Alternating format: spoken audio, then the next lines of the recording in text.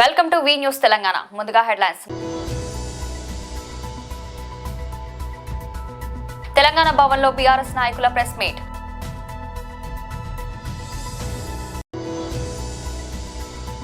శ్రీ కర్పూరి ఠాగూర్జీ జయంతి సందర్భంగా చిత్రపటానికి పూలమాలలు వేసి నివాళులర్పించిన శ్రీ ఎన్ రామచంద్రరావు గారు. భూ కబ్జాల కోసమే జగన్ రెడ్డి భూ సర్వే. మంత్రి కొండపల్లి శ్రీనివాస్ మీడియా సమావేశం.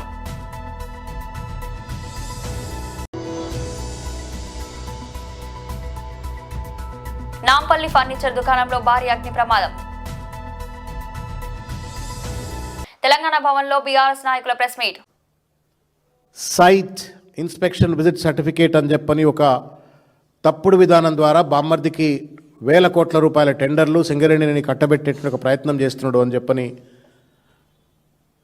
ప్రజల తరపున సింగరేణి క్యాలరీస్ తరపున ఆరోపణలు చేస్తుంటే విచారణ జరిపించమని చెప్పని నెత్తి మీద నోరు పెట్టుకొని మొత్తుకుంటే తేలిగుట్టిన దొంగల లెక్క ఒక్కళ్ళు కూడా మాట్లాడతలేరు. సరికదా మళ్ళా టీఆర్ఎస్ పార్టీ పైననే బీఆర్ఎస్ పార్టీ పైననే బీఆర్ఎస్ పార్టీ నాయకత్వం పైన గత 10 ఏళ్లలో ఇది జరగలేదా అది జరగలేదా అని చెప్పని వాళ్ళ దాడి చేసేటువంటి ఒక ప్రయత్నం చేస్తూ ఉన్నారు, నిందలు వేసే ప్రయత్నం చేస్తూ ఉన్నారు. మేము సూటిగా అడుగుతూ ఉన్నాం భట్టి విక్రమార్క గారిని, అసలు రేవంత్ రెడ్డి గారి బావమర్దికి రేవంత్ రెడ్డి గారు తప్పుడు పద్ధతిలో టెండర్ ఇచ్చినరా ఇయ్యలేదా అది చెప్పండి. దేశంలో ఎక్కడా లేనటువంటి ఒక లోపభూయిష్టమైనటువంటి కాంట్రాక్టర్స్ను టెండరింగ్ వ్యవస్థను మ్యానిపులేట్ చేయగలిగేటువంటి ఒక వెసులుబాటు కల్పించేటువంటి ఒక సైట్ ఇన్స్పెక్షన్ విజిట్ సర్టిఫికేట్ అనేది సిస్టమ్ ఉందో ఈ సిస్టమ్ను పట్టుకొచ్చి లోపాయకారిగా బామ్మర్దికి బెనిఫిట్ చేసినరా చెయ్యలేదా దీనిపైన సమాధానం చెప్పండి. విచారణ చేయమంటే మీనమేషాలు ఎందుకు లెక్క పెడతా ఉన్నారో సమాధానం చెప్పని కోరుతా ఉన్నాము. అదేవిధంగా నైనీ కోల్ బ్లాక్ టెండర్స్నేమో మీరు లాల్ బహదూర్ శాస్త్రితో పోటీ పడేటట్లుగా పేపర్లలో వార్త వచ్చింది అని చెప్పని మీ నిజాయితీని చూపెట్టుకోవడం కోసం అన్నట్లుగా మీరు దాని టెండర్లను రద్దు చేసిండ్రు. అసలు అవెందుకు రద్దు చేసిండ్రో దాన్నన్నా పూర్తి స్థాయిలో మీరు ప్రజలకు చెప్పేటువంటి ఒక ప్రయత్నం ఎందుకు చేయట్లేరు? ఒకవేళ కనుక నైనీ కోల్ బ్లాక్ టెండర్లలో కనుక రద్దు చేయడం వెనుక మీ ఔచిత్యం మీ నిర్ణయం సరైనదే అని చెప్పని మీరు నమ్మినట్టయితే ఇవాళ షోదా కంపెనీకి ఇచ్చినటువంటి ఒక టెండర్లను మ్యానిపులేట్ చేసి తప్పుడు విధానం పట్టుకొచ్చి బావమర్ది కోసం బావ రేవంత్ రెడ్డి గారు చేసినటువంటి ఒక తప్పుడు ప్రయత్నంతో వచ్చినటువంటి ఒక కాంట్రాక్ట్ను మొత్తం ఆ కాంట్రాక్టులన్నింటినీ కూడా ఎందుకు రద్దు చేస్తలేరు? ఎందుకు ఆ ప్రెస్ మీట్లు గంటలు గంటలు గంటలు సాగదీసేటువంటి ఒక ప్రెస్ మీట్ల యొక్క అంతర్యం ఏంటి? మీరు అసలు ముచ్చట చెప్పమంటే కొసరు ముచ్చట్లు మాట్లాడుతూ ఉన్నారు. మీరు టెండర్లను రేవంత్ రెడ్డి బావమర్ది గారికి తర్వాత రేవంత్ రెడ్డి గారి కనుసన్నల్లో జరిగినటువంటి ఒక టెండరింగ్ స్కామ్కి సంబంధించిన అంశం పట్ల మీ వైఖరేంది భట్టి గారు సమాధానం చెప్పండి. ఇంతవరకు మాట్లాడతలేడు. శ్రీ కర్పూరి ఠాగూర్జీ జయంతి సందర్భంగా చిత్రపటానికి పూలమాలలు వేసి నివాళులర్పించిన శ్రీ ఎన్ రామచంద్రరావు గారు. మిత్రులకు, ఇక్కడ విచ్చేసిన నాయకులకు, పత్రికా విలేకరులకు కర్పూరి ఠాకూర్ గారి యొక్క 102వ జయంతి సందర్భంగా భరతరత్న కర్పూరి ఠాకూర్ వారికి నివాళులు అర్పిస్తూ, మరి వారు ఇంతకుముందు చెప్పినట్టు 2 సార్లు బీహార్ రాష్ట్రానికి ముఖ్యమంత్రి చేసి, అంటే ఇప్పుడు జార్ఖండ్ కూడా దాంట్లో భాగం, ఇప్పుడు విడిపోయింది కానీ అప్పుడు భాగం దాంట్లో ఉండే. అక్కడ ఉన్నటువంటి ఒక పేదవాళ్లకు, వెనకబడిన తరగతులకు న్యాయం చేయాలి, వారి కోసం న్యాయ పోరాటం చేసిన వ్యక్తి వారు. ఒక సాధారణ కుటుంబంలో జన్మించి సాధారణులుగానే ఉంటూ వారి జీవితంలో 2 ప్రధానమైన అంశాలు ఈరోజు మనకు తెలిస్తే, ఈరోజు ఉన్న రాజకీయ నాయకులు దాన్ని మనం అనుగ్రహించాల్సిన అవసరం ఉన్నది, వారిని మనం ఆదర్శంగా తీసుకోవాల్సిన అవసరం ఉన్నది. వారి బీదతనాన్ని చూసి ఎంతో కష్టంతో కార్యకర్తలు అందరూ కూడా కలిసి మొత్తం ఆ సమాజంలో కుగ్గామంలో ఉన్నటువంటి ఒక కర్పూరి ఠాకూర్ గారు ఇల్లు లేదంటే అందరు ఇటుకలు అన్నీ కూడా ఆ రోజు కలెక్ట్ చేసి 50,000 ఇటుకలు వారికి దానంగా వేయడం జరిగింది ఇల్లు కట్టడానికి. కానీ వారు ఊర్లో ఆ ఇటుకలు రాగానే ఎవరో చెప్పారు, నువ్వు ఇల్లు కట్టుకుంటున్నావు కానీ స్కూల్ లేదు కదా మనకు అంటే, ఆయనకు కట్టుకోవాల్సిన ఇటుకలన్నీ కూడా స్కూల్ కట్టించి పిల్లలకు చదువు చెప్పేటటువంటి ఒక ప్రయత్నం చేశారు వారు కర్పూరి ఠాకూర్ గారు. రెండోది, ఆ రోజు చంద్రశేఖర్ గారు మన తర్వాత భారత ప్రధాని అయ్యారు. వారి పార్టీ నాయకులు సోషలిస్టు వారు ఈయన ముఖ్యమంత్రిగా ఉన్నప్పుడు ఆ ప్రమాణ స్వీకారం చేసేటటువంటి సమయంలో వారు వచ్చినప్పుడు చొక్కా అవన్నీ కూడా కుర్తాని చిరుగున్నాయి. చిరుగుంటే అందరు కూడా కలిసి నాయకులంతా కలిసి వారికి కొంత కాంట్రిబ్యూట్ చేసి డబ్బులు ఇస్తే అదంతా కూడా వారు అనాథాశ్రమానికి ఇవ్వడం జరిగింది. అటువంటి ఆలోచనతో కర్పూరి ఠాకూర్ ఉన్నారు. వారు సంపాదించింది ఏం లేదు. ఈరోజు కేవలము బీద ప్రజల కోసము వెనకబడిన తరగతి వారికి పోరాడారు. బీహార్లో సమస్తీపూర్ నుంచి ఎమ్మెల్యేగా గెలిచి ఎంపీగా గెలిచి ఒక మంచి పేరు జననాయక్గా పేరు సంపాదించి ఈరోజు భారత ప్రభుత్వం వారిని గుర్తించి రాజకీయాలకు అతీతంగా మొన్న గతంలో వారికి భారతరత్న ఇవ్వడం జరిగింది. మరి ఆ భారతరత్న కర్పూరి ఠాకూర్ గారి యొక్క జీవితంలో అనేక అంశాలు ఇప్పుడున్న రాజకీయ నాయకులు, రాజకీయ పార్టీల కార్యకర్తలు తెలుసుకొని ఆదర్శంగా తీసుకోవాల్సిన అవసరం ఉందని చెప్పేసి కూడా ఈ సందర్భంగా మాట్లాడుతూ, భూ కబ్జాల కోసమే జగన్ రెడ్డి భూ సర్వే, మంత్రి కొండపల్లి శ్రీనివాస్ మీడియా సమావేశం. అందరికీ నమస్కారాలు. ఈరోజు ఈ ప్రెస్ మీట్ ద్వారా మీ అందరికీ తెలియజేసుకుంది ఏంటంటే, గత 2-3 రోజుల కిందట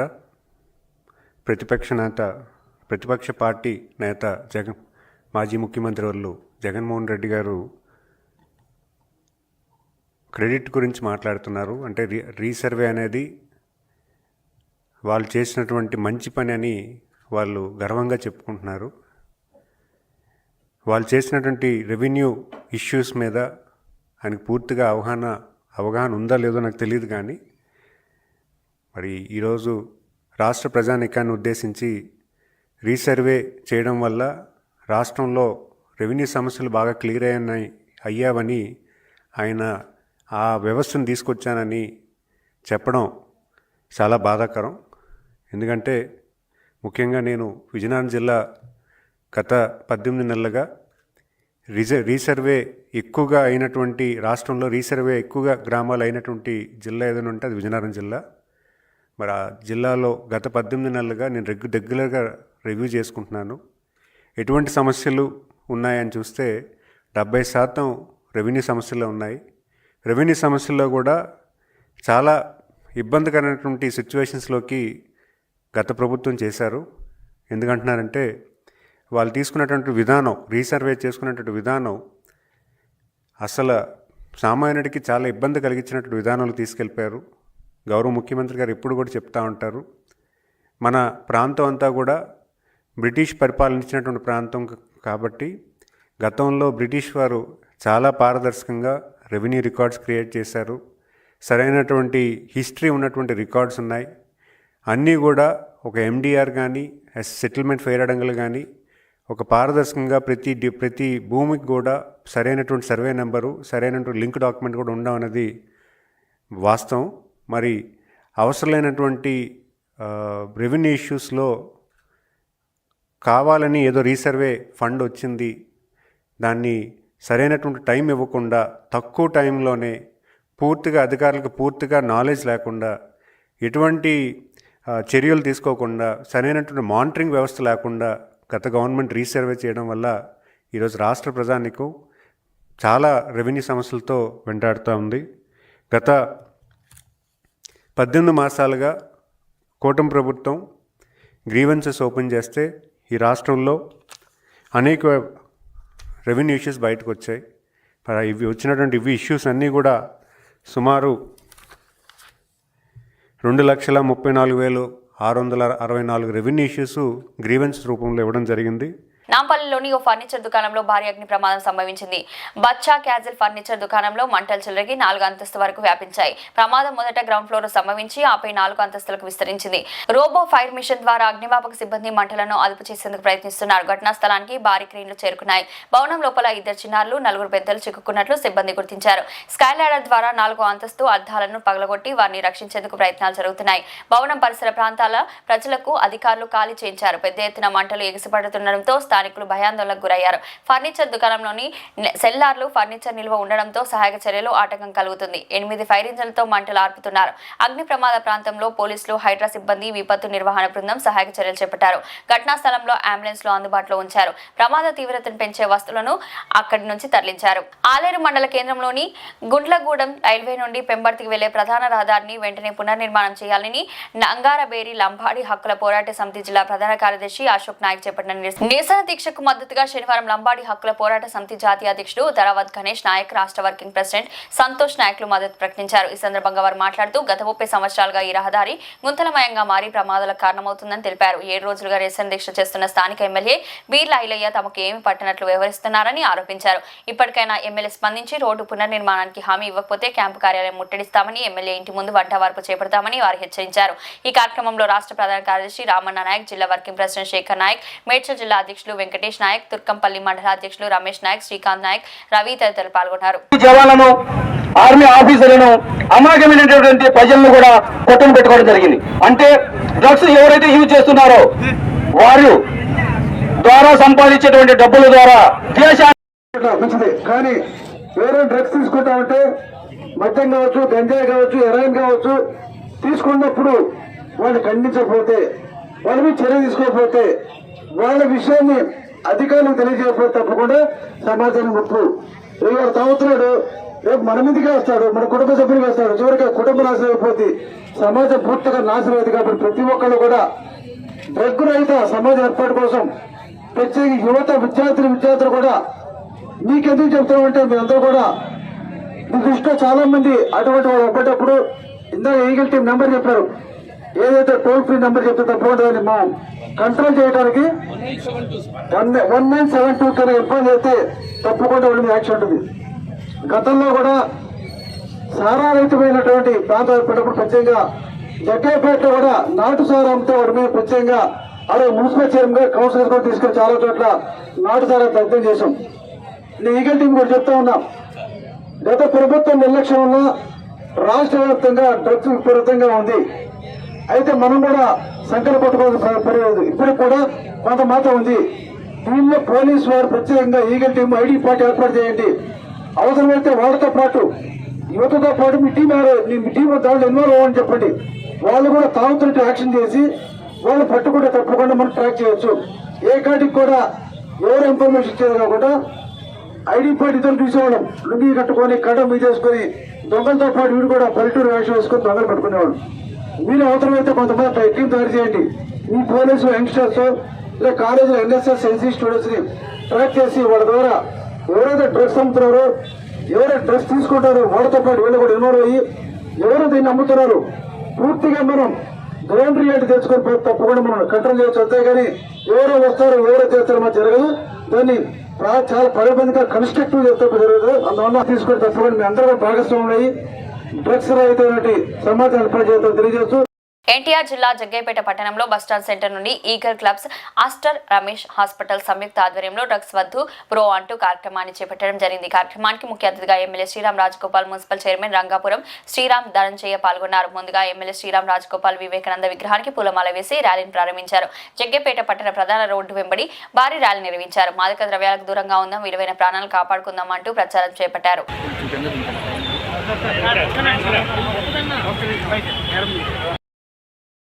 రహదారి భద్రతా మాసోత్సవంలో భాగంగా ఎన్టీఆర్ జిల్లాలో ముమ్మరంగా రోడ్ సేఫ్టీ గురించి అవేర్నెస్ కల్పించడం జరుగుతుంది. అవగాహన కార్యక్రమాలు ప్రతి ఒక్కరు పాల్గొని చేస్తున్నారు. ఈరోజు ముఖ్యంగా హెల్మెట్ ధరించి సేఫ్గా డ్రైవ్ చేయండి అనే ఒక నినాదంతో మహిళా చాలకులందరూ, మహిళా బైకర్స్ అందరూ కూడా ఒక నినాదంతో ముందుకు వచ్చారు. వాళ్ళు అవగాహన కల్పిస్తున్నారు. ఇప్పుడు ట్రాన్స్పోర్ట్ డిపార్ట్మెంట్, పోలీస్ డిపార్ట్మెంట్ ఆధ్వర్యంలో ఈ కార్యక్రమం జిల్లాలో ఉన్నతంగా చెప్పడం జరుగుతూ ఉంది. పోలీస్ డిపార్ట్మెంట్ నుంచి అలాగే పబ్లిక్ కూడా మహిళలు వచ్చి హెల్మెట్ ధరిస్తూ వాళ్ళు ఫ్రంట్ డ్రైవర్ కాకుండా పిలియన్ డ్రైవర్ కూడా హెల్మెట్ వేసుకుంటూ మనం సేఫ్గా డ్రైవ్ చేస్తాము.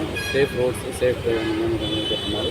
ప్రతి ఒక్కరికి అభినందిస్తున్నాను. మీకు తెలిసే ఉంది ఎన్టీఆర్ జిల్లాలో ఇప్పటికే చాలా వరకు ఈ రోడ్ సేఫ్టీ అలాగే ట్రాఫిక్ రూల్స్ అమలు చేయడం జరుగుతూ ఉంది. ఎన్ఫోర్స్మెంట్ జరుగుతూ ఉంది. ఈ నేపథ్యంలో ప్రతి ఒక్కరికి నా విన్నపం అంటే ట్రాఫిక్ రూల్స్ పాటించడము, రోడ్ మీద సేఫ్ డ్రైవ్ చేయడము మీకు ఒకరికే కాదు, సో ప్రతి ఒక్కరికి అది మంచిది. కాబట్టి దయచేసి అందరూ ట్రాఫిక్ రూల్స్ జాగ్రత్తగా పాటించండి.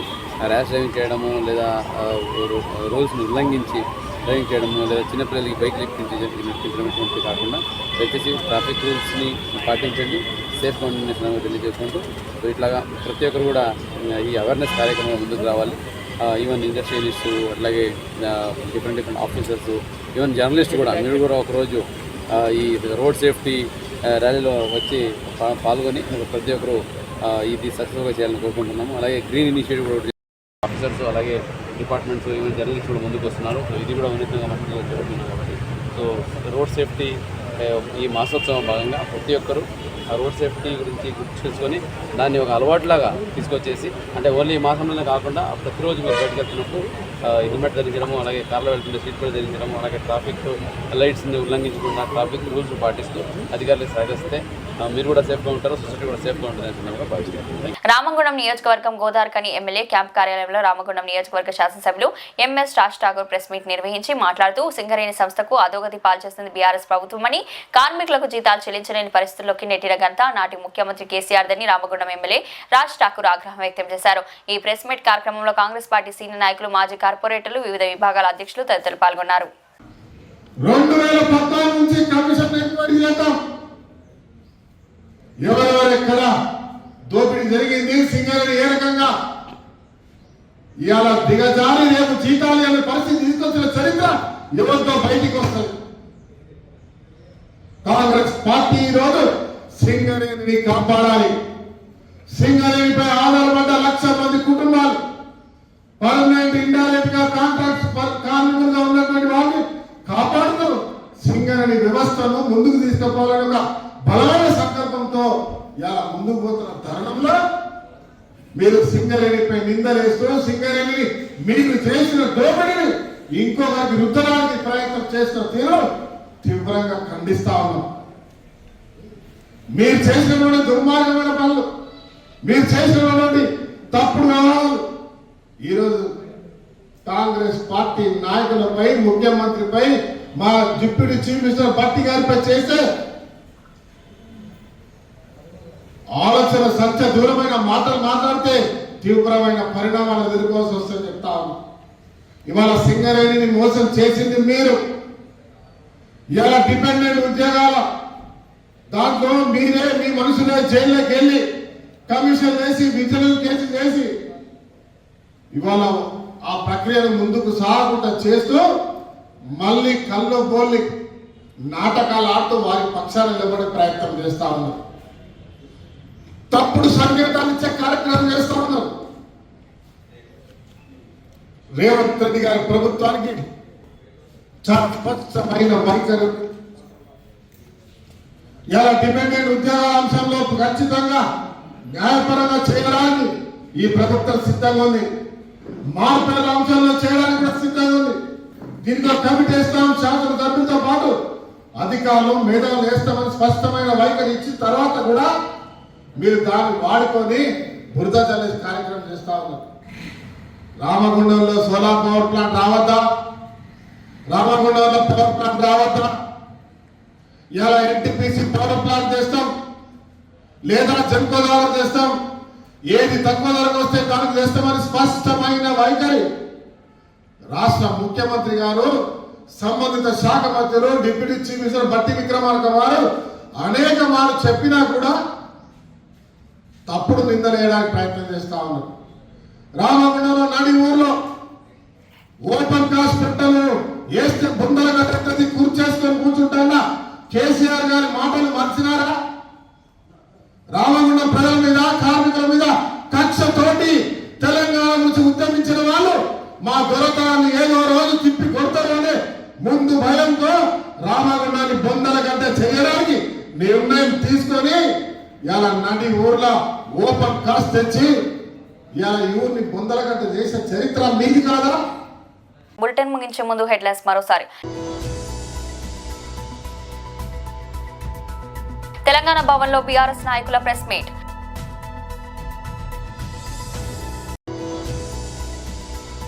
శ్రీ కర్పూరి ఠాగూర్జీ జయంతి సందర్భంగా చిత్రపటానికి పూలమాలలు వేసి నివాళులర్పించిన శ్రీ ఎన్ రామచంద్రరావు గారు.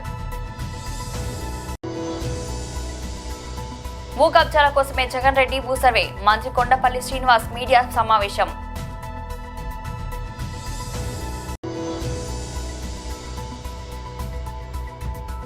నాంపల్లి ఫర్నిచర్ దుకాణంలో భారీ అగ్ని ప్రమాదం. ఇది ఈ రోజు బులెటిన్. మరో బులెటిన్లో మళ్ళీ కలుద్దాం. అంతవరకు సెలవు.